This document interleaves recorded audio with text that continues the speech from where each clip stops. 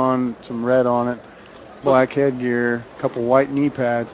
He is built, son of a gun. He's a little shorter, a little stockier, and then Kaleb Konitzer from Prairie View. He's a rematch of regionals. Who got this one? I believe Konitzer. Yeah. Knocked off Durossette. Yeah. In the regionals up at Burlington last week. Oh, wow. Yeah, and Konitzer, he's a little longer. He's a little scrappier, but, man. I imagine these two have squared off on more than one occasion this year, being so close in proximity, although these teams anymore travel all over the state seeking out competition.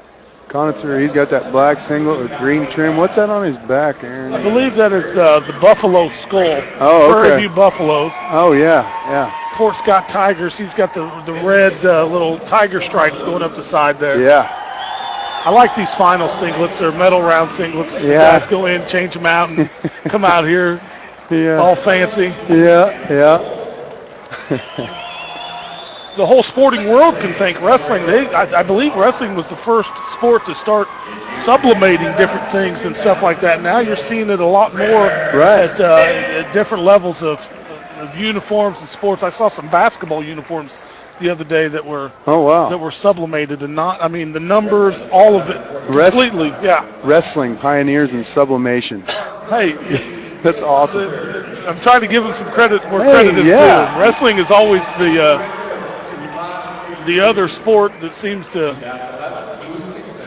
sometimes be forgotten about at the high school level. It drives me crazy. I'm doing what I can to continue to try to promote it as best we can.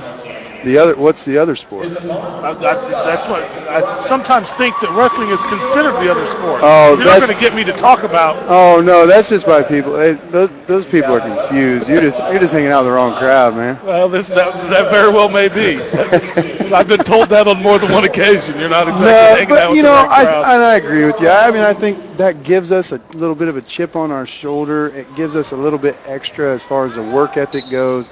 We don't feel entitled. We don't expect anything to be handed to us. We're willing to pick up the trash and clean out the dirt.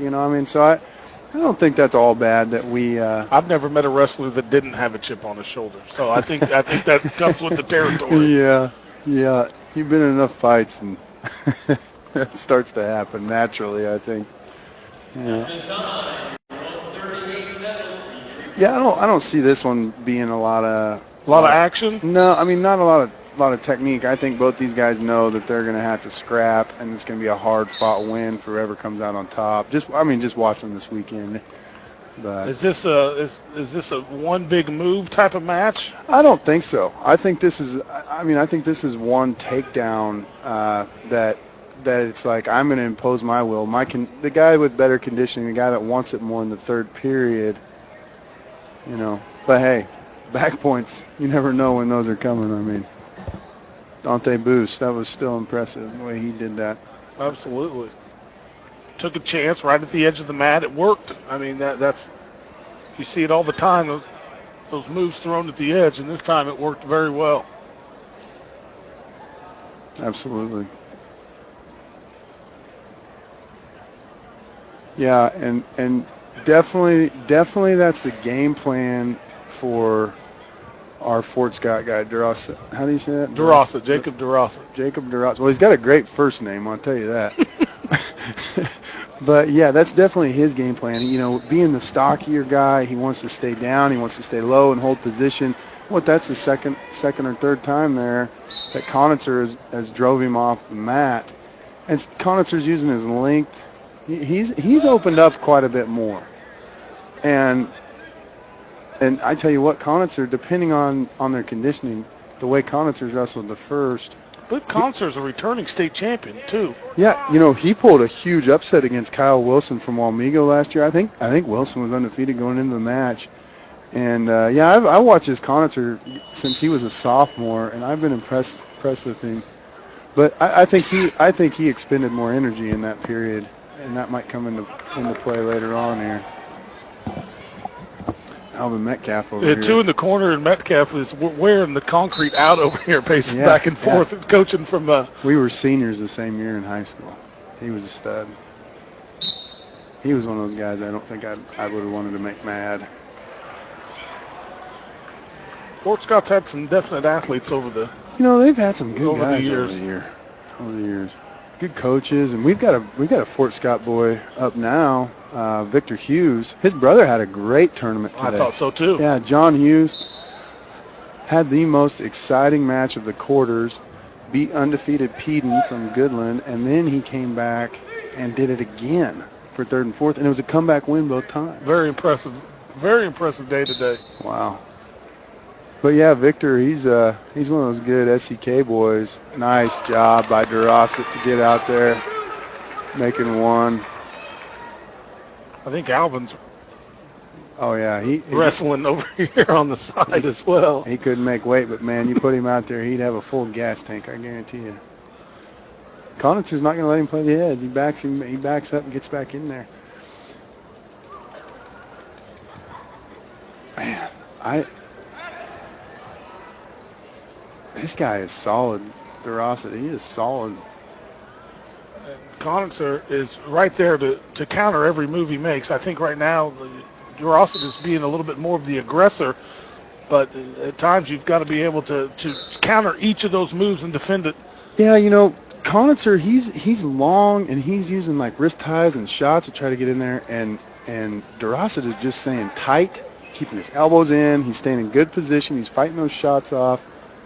You notice that Durossette's getting on Konitzer's head quite a bit more than Konitzer's been getting on Durossette's head, and that's going to come into play. I mean, I just have a feeling that Durossette, he hasn't done anything real flashy, but he's wearing on him,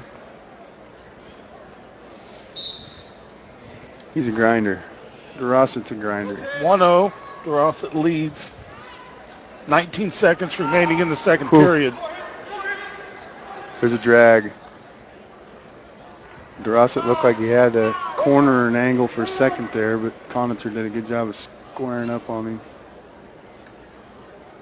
We catch a little piece of Coach Metcalf in the camera lens there. He come flying over here. He got a little airtime. We move to the third period. Konitzer. Oh, nice.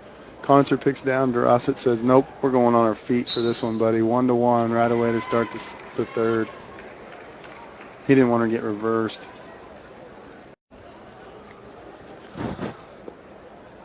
But, I always think just wear on him a little bit there, I think that's the style that Durossette. I mean, before you cut him and just let him up on their feet, wear him out. Make him work for that one at least. So he has to carry your weight, even if it's only for 15 seconds. That's a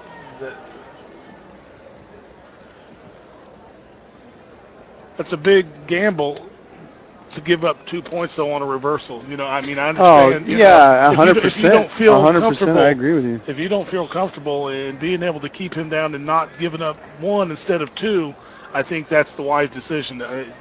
Yeah, no, I mean, you don't want to take any chances. I agree. This is overtime. I mean, we're down to a minute. It's going to take a takedown to win this thing. Man, it is. We talked about conditioning. We thought it was. Oh, man. Look at that. Stayed tight the whole match. Konitzer took a shot, that long old body. He left his elbow high, and Durossette stayed underneath and pancaked him to his back. Oh, man. The side that Konitzer's arm was high, that's the side Durossette threw the underhook, and then the other side he kept a hold of the tricep, and that's I'm be really surprised to see Konitzer come back, but he's getting to his feet, Aaron. Oh man, he's 18 seconds. Yeah. Earlier he doesn't want any part of being on top and trying to ride, wow. And now I'm surprised he didn't cut him and try to stay both on their feet. Man, you think Konitzer would have rather lost last weekend and won this weekend? Boy, Durossette, that's what, man. Gets second, and then you come back and beat him in the state finals a week later. What a rematch. What a rematch. Cuts him. We're going to give him a stall warning. I don't think they'll give him another one, though. 5 seconds. It'd be hard to. He's hanging in there. Circles one time. That's going to be it. Jacob Durossette for Fort Scott. And Konitzer cannot believe it. I mean, he's like looking for another period to wrestle. Wow. We were talking overtime. Durossette ends it in regulation, picking up the state championship. Boy, that is a hard-fought victory. Durossette finishes the season 37-3, and I imagine